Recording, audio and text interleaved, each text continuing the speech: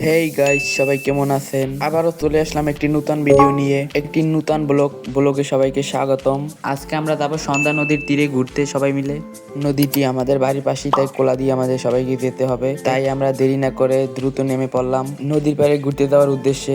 ইতিমধ্যে আমাদের সামনে পড়লো কলাই শাক। কোলার ভিতরে অনেক কলাই শাক হয়েছে, যা দেখতে খুব সুন্দর লাগছে। সাথে কলাই ফুলও আছে, যা অসাধারণ লাগছে।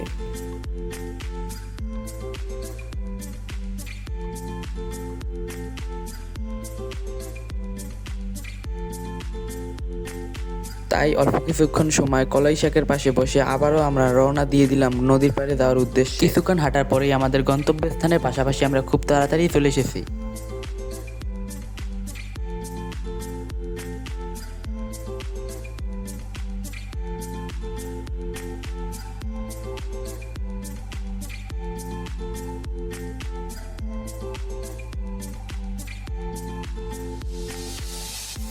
দেখতে দেখতে আমরা চলে আসলাম সন্ধ্যা নদীর তীরে।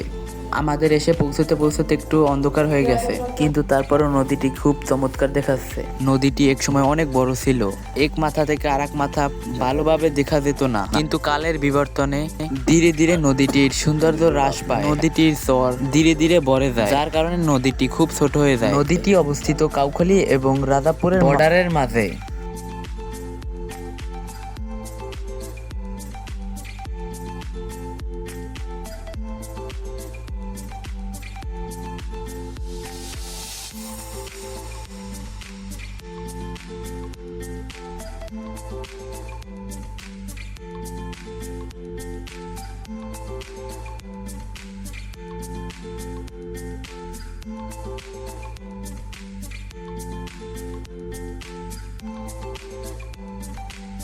আপনারা চাইলেও যে কোনো সময় এই নদীটির পাশে আসতে পারেন। দেখতে দেখতে ভিডিওর শেষ পর্যায়ে চলে আসছি।